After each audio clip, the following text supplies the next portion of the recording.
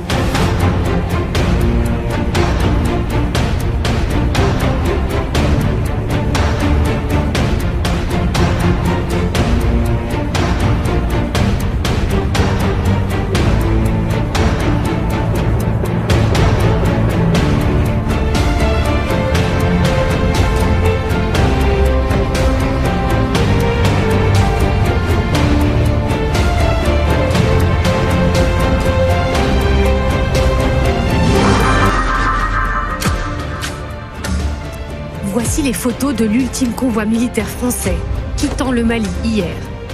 Un départ en toute discrétion, accompagné d'un simple communiqué de l'Élysée. Le président de la République salue la réussite de cette manœuvre opérationnelle et logistique de retrait du Mali que nos armées ont conduite selon le calendrier annoncé, sans cesser leur combat contre les groupes terroristes.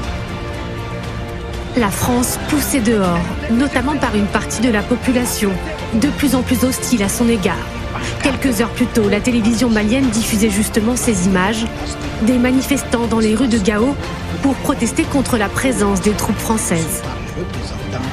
Nous, forces vives de la ville de Gao, donnons à compter de ce jour, 14 août 2022, un ultimatum de 72 heures pour le départ définitif de Barkhane. Le départ des troupes tricolores est acté depuis des mois.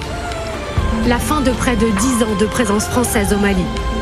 Une opération de grande ampleur, déclenchée en 2013 pour empêcher la prise de Bamako par des djihadistes.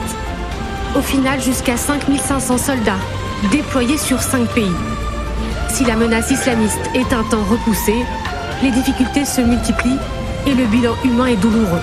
L'opération Barkhane, il ne faut pas oublier que c'est l'engagement des armées, et quand il y a engagement des armées en opération, on peut avoir des pertes et payer le prix du sang. C'est ce qui s'est fait. Aujourd'hui, on a 59 militaires français qui sont morts en opération dans l'exécution de leur mission.